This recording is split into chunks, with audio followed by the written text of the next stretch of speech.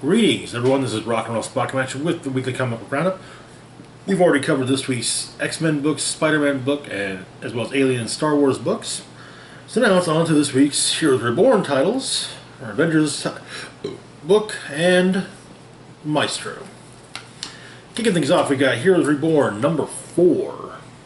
As I've been saying, Heroes Reborn has actually been really good. So as the cover suggests, this issue will be focusing on Dr. Spectrum, who is literally Squadron Supreme's version of Green Lantern. Much like previous issues, we've got 2 stories. The first one kind of spins off of the brief moment with him in the first shot with him in the first issue, dealing with Thanos and his Infinity Rings. But Dr. Spectrum's talking about how horrible space is. It's home to backwoods inbred fanatics warring with one another for reasons they've long forgotten. Religious extremists who worship the kookiest gods you can imagine. Anti-Earth terrorists, alien race mixers, bounty hunters, interstellar subversives, monsters the size of moons, cosmically powered creeps and perverts. In other words, outer space is full of the weirdest of weirdos. You can thank God and the U.S. President that's standing between you and all those alien whack jobs. There's me and my power prism. And the willingness to do whatever it damn well takes to keep you safe. Wow. But Rocket Raccoon, the greatest bounty hunter in the galaxy, has been hired by representatives of various races, including the Skrulls, the Kree, the Brood, the Rigelians. There are probably a few other Marvel alien races I don't entirely know the names for that are part of this. And of course, Uatu, the Watcher, who had his eyes ripped out by Dr. Spectrum. So, picking up where we left off in Heroes Reborn number 1 with Dr. Spectrum, Doc makes a gun with the power prism and destroys Thanos' hand with wearing his rings, and that's Thanos. Tosses them in nowhere. We got his idea. Apparently, Null's not the one that ripped off the Celestial's head. Dr. Spectrum was.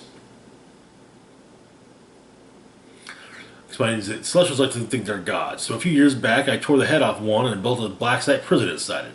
Just to show them there ain't but one god out here, and he's American. But after throwing Thanos into nowhere, Rocket attacks him. Also, while we saw Rocket and Groot in Hyperion and the Imperial Guard I think a couple weeks ago, past versions, currently Groot is bonded, so to speak, to one of Rocket's weapons. So he has a sentient gun that fires Groot splinters, which he uses against Dr. Spectrum. And there's a point where he almost wins, where it seems he almost wins, but yeah, no. So Rocket Rocket gets defeated by Dr. Spectrum in round 1. Round 2, Rocket gets the Starbrand. The Starbrand is given to Rocket. But he wants to know just who it was that hired Rocket. So they always talk in the end, and we get a glimpse of him torturing Ego, the living planet, saying that he saw the carbon trail of secret space flights leaving the Earth, and they aren't American. Ego says that they're Wakandan ships, though Dr. Spectrum calls him a liar because everyone knows there's no such place as Wakanda. But eventually,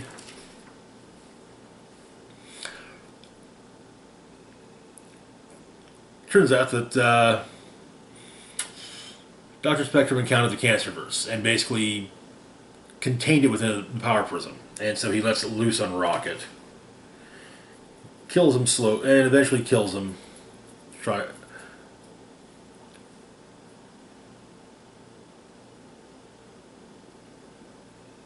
And the Starbrand kid is informed that, yeah, Captain Rocket's gone. She's got the Starbrand back.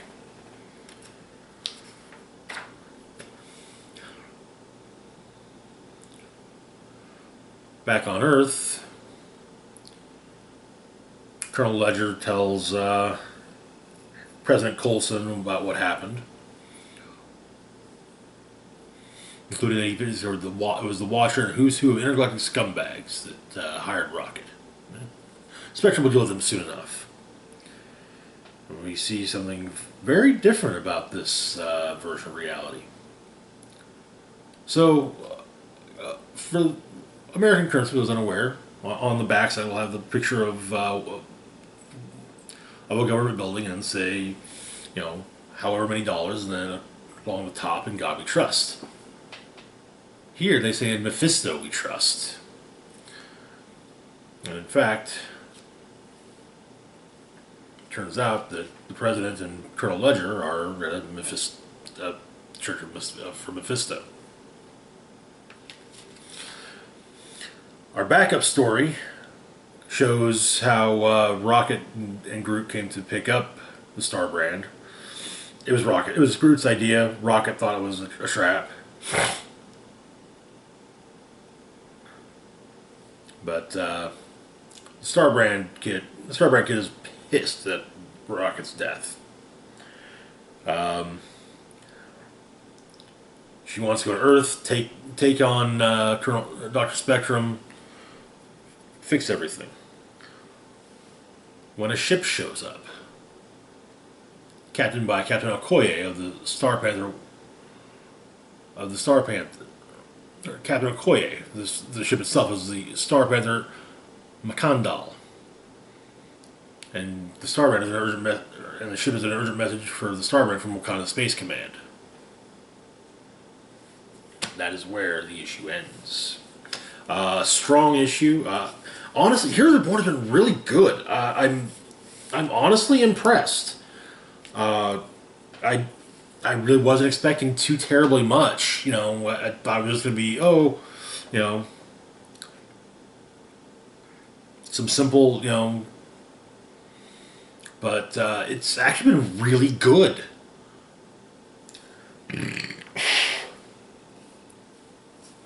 And in fact, the tie-ins, which we're about to get to, have also been really damn good.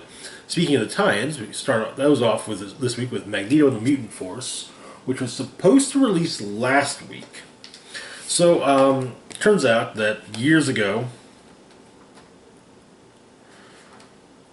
the Squadron Supreme had massacred mutants, while Senator Graydon Creed was pushing mutant registration.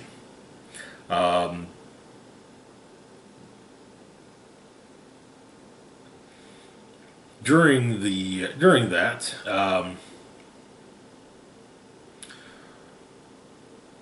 Skymax, Skrullian, killed Mystique, incinerating her. Rogue absorbed Skymax's powers, and Xavier was killed by Power Princess. Others were likely also killed. Magneto has been doing what he can to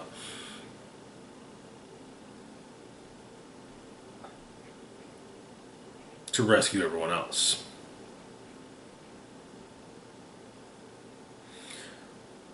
And so, or to save other mutants as they pop up.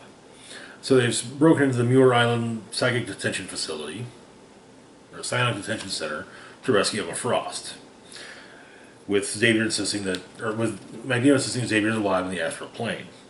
They're attacked by guards who are basically Phantom X's with ceramic armor, sonic-proof ceramics, in their armor, but they're taken down, and they go to Island M. So we see various other mutants present, such as Grey Malkin, Pixie, Grizzly from the old Cable's old six-pack. Surge is present. Sabra is also there. But Sabra stays outside to guard Magneto while Emma takes Magneto, Frenzy, Jubilee, and Rogue inside Magneto's mind to find Charles.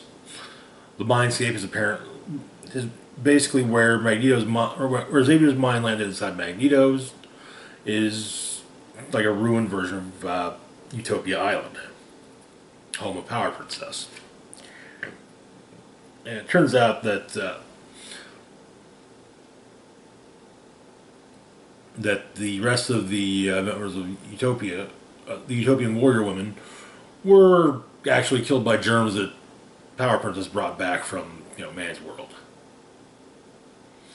But Hyperion and Power Princess arrive. Magma and Madrox mobilizes the island while Magma's trying to welcome the two heroes. But they continue to go through looking for Xavier. We get a look at the original 5 in this version of things. It seems to be Legion. Looks like Beast, Angel, Jean Grey, and I'm guessing would appear Iceman, who is still, in fact, still alive. They eventually do find Xavier, but the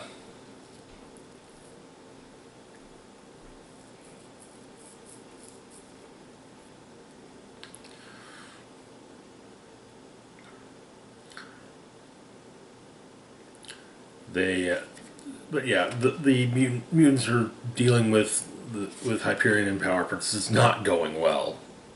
Some other mutants. Domino is shown briefly in passing. I think we actually got Skullfire from X-Men 2099 popping up at one point. And it turns out that it wasn't Xavier inside Magneto's mind. It was Cassandra Nova.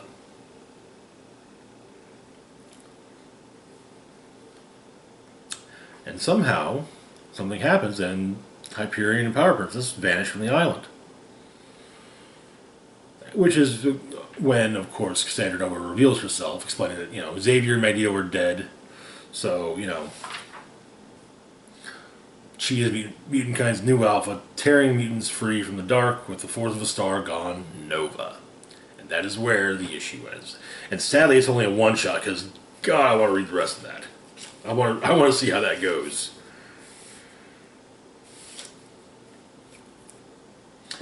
Next up, we've got Siege Society. So we get some backstory. The Squadron Supreme had been split by a civil war that pitted Hyperion against Nighthawk and forced the rest to pick sides. The war is now over, but the Squadron is still divided. So it's so Nighthawk took his half of the squadron to Europe, and the Siege Society, consisting of Baron Zemo, Sabretooth, Black Widow, Hawkeye, Ant-Man, and Silver Witch, go after their base, which is hidden underneath London Bridge.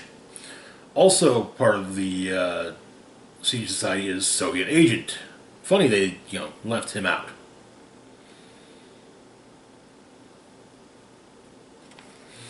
But, so they make their way in, dealing with Amphibian, Aquaman, Tom Thumb, the Atom,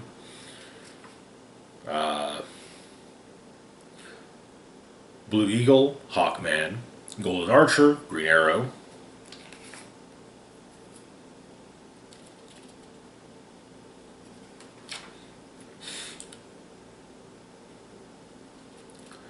with in fact with seemingly both Thumb and Golden Archer falling to the Siege Society, and Arcana. Oh, also, yes, Arcana, who is basically Zatanna. But yeah, then Nighthawk and Blur show up.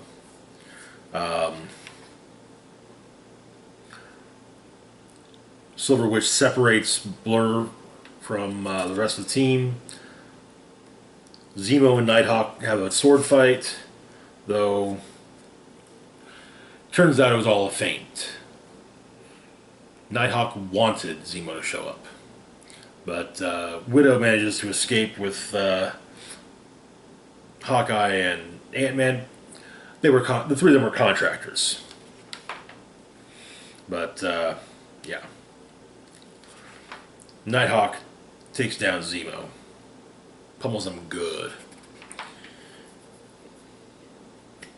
and we get another nod to Mephisto being, worship of Mephisto being the primary religion on this earth, as Blur's looking at a old record he's got, Sex Pistols. Mephisto saved the Queen.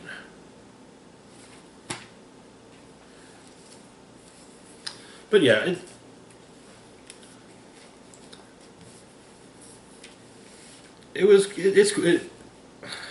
if anything, it's really kind of focused more on the fact that this was kind of an additional, let's give Nighthawk a chance to really shine moment, because I really think that I get the feeling that Nighthawk and Hyperion are the ones that are really going to be pushing when it comes to having their own getting really more fleshed out backstories. But still, it was a fun book. It was good, but in all honesty, I think the others had all been better. So it's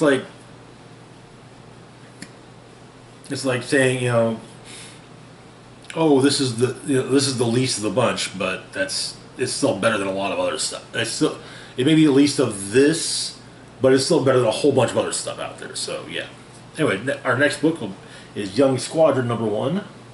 I say #1. It's a one-shot. Of course, it's #1. The Young Squadron: Miles Morales, the second Falcon; Sam Alexander, Kid Prism; and Kamala Khan, Girl Power. So we get their origins. Sam Alexander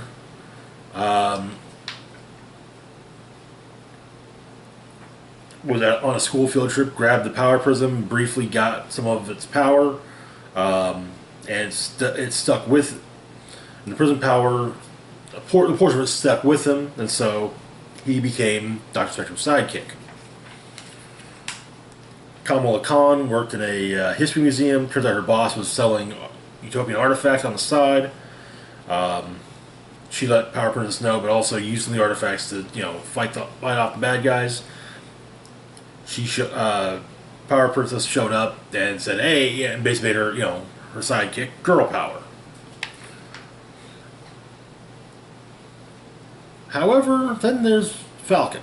So Sam Wilson, the Falcon, was Nighthawk's sidekick until the psychopathic villain known as the Goblin killed him.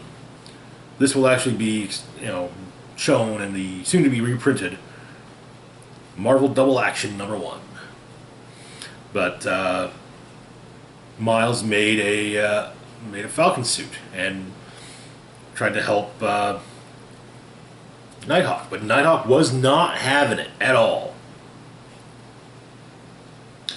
But but Falcon, Girl Power, and Kid Prism started working together, calling themselves the Young Squadron. They deal with the Wrecking Crew. However, in the middle of fighting the Wrecking Crew, Deadpool shows up and ends up kidnapping the Falcon. Deadpool's just as crazy as normal, but he's using a mallet instead of guns and swords. So, turns out that Rick Jones is basically, posts stuff online about superheroes. They track him down, Turns out he's able to figure out what this young squadron is doing by tracking the energy emissions from Falcon's costume. So they track the costume to an amusement park where he's been being held captive. Turns out Deadpool's plan. So Deadpool explains that the Falcon is dead, and since Miles is the Falcon, well, Miles has to die. The plan is to set a roller coaster on fire, and have Miles' corpse burning corpse through loop-de-loops. But the other two members of the squadron show up.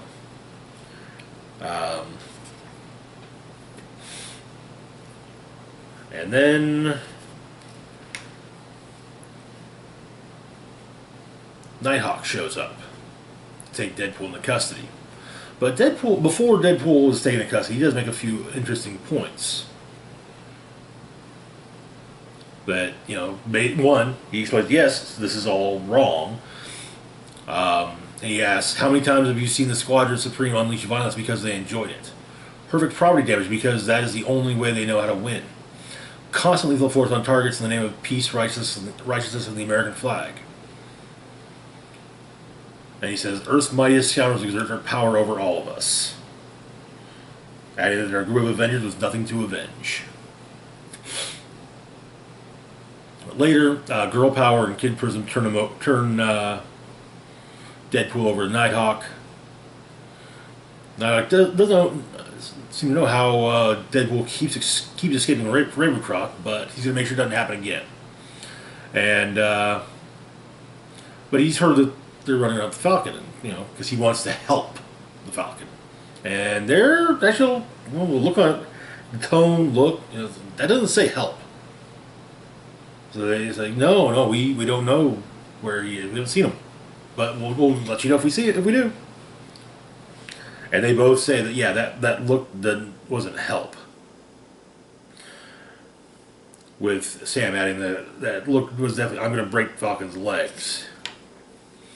But they all agree that Deadpool is right about this. He may have been a bad guy. He may have been intended to kill Falcon, but he wasn't wrong about the Squadron. So they're not going to call themselves the Young Squadron. They need a new name. They need not just heroes, but champions. And Sam is, that's not a half bad name.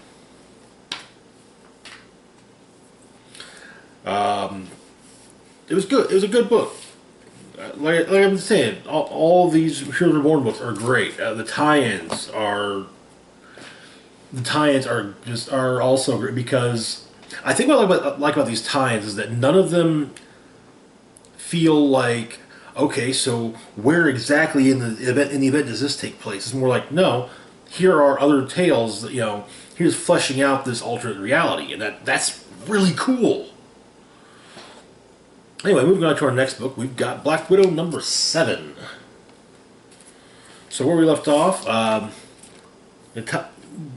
widows, Natasha and Yelena, were in San Francisco, and they had met a girl named, Natasha met a young woman named,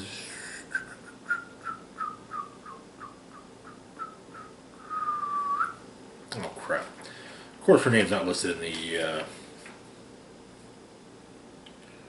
Lucy, who tried to pick Black Widow's pocket.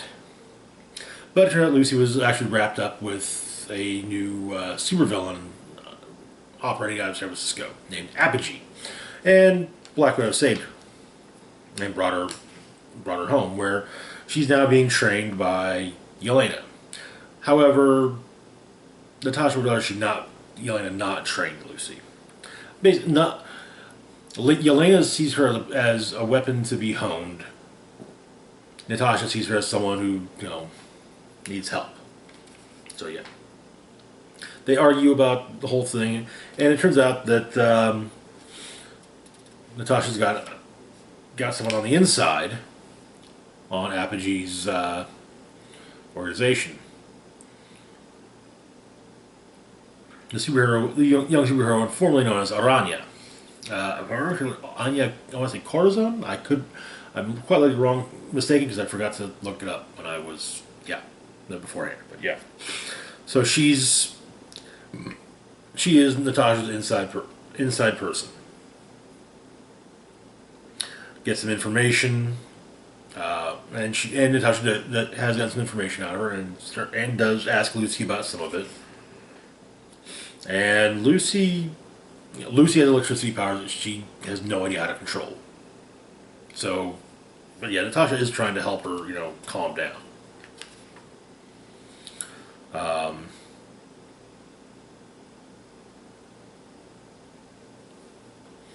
and she does get a heads up about someone, and the information that Natasha gets is passed along to Anya. But yeah, Appy's having a cult meeting type thing. Robes, oh hey, take this stuff, you'll have powers, and so Natasha and Yelena shoot the serum, fight off the henchmen, and take one of them prisoner. But yeah, a lot of the henchmen already have powers, so yeah. The guy they take prisoner is rather elasticy, and they call him Gumby. Turns out that's what Lucy called him too. While they're trying to question him, though, he starts to lose some. He melts into a puddle and dies. And so now, of course, Lucy is terrified that's what's going to happen to her. Good setup. It was really cool seeing Anya again. I remember actually her. I first really being exposed to the character in the aftermath of Civil War when I started reading Miss Marvel, because Anya registered and was basically kind of like Carol Danvers, Miss Marvel's sidekick. Well, Carol Danvers' sidekick in Operation Lightning Strike. But yeah, good issue. Kelly Thompson is definitely knocking it out of the park, and I'm honestly loving everything she's doing with Black Widow so far. Moving on to our final Marvel book, though, Maestro Warren Pax, number 5. Where we left off, Doom, with an assist from the Pantheon, had defeated the Maestro and declared himself the new Lord of Dystopia. That's going to go over well. So Maestro returns, goes to the castle. Turns out it was all part of the two of them had a plan.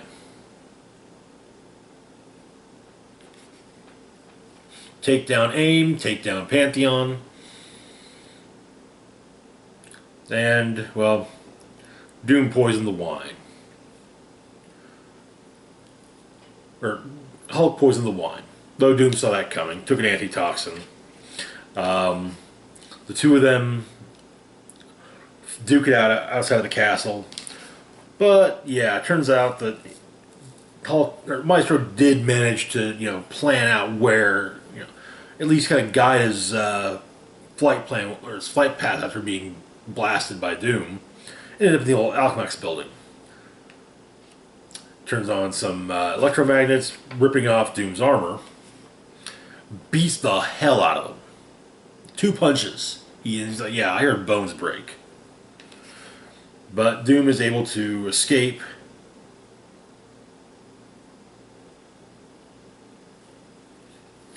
And Maestro says, Doom is smart. Hopefully he'll be smart enough to, stay out of Maestro's way. However, the Major Domo finds something hidden away somewhere. Doom's time platform. We then get a quick an epilogue at the remains of a former AIM base. The Abomination returns from the ruins of the base. Also, we get the conclusion of the Black Scythe backup. The Black Scythe is at the mercy of Atalanta. She fires one of her arrows at him and misses on purpose.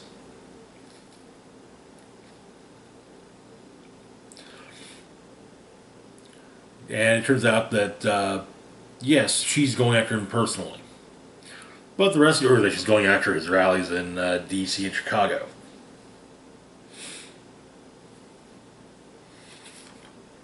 And then she asks, why make things worse? Are you a Skrull, a supervillain? And Blacksad explains he's a stockbroker, or well, he was one. And he decided to end humanity because that's what humanity deserves. Explain that what we did to our planet on our best days, we were destroying it. Like we destroy each other, like we destroy everything. And she then puts an arrow through his head.